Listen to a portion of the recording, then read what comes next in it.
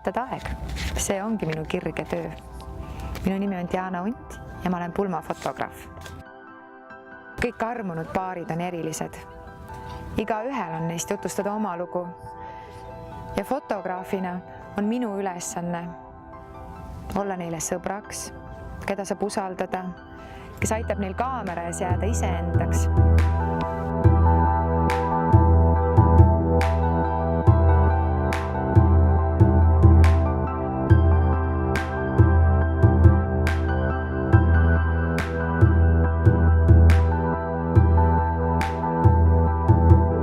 Aitab neil särada ja välja näidata neid ilusaid tundeid.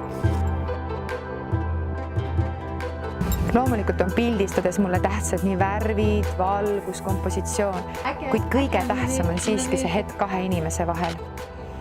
Nende pilgus peegelduv armastus, nende naer, nende õnnepisarad.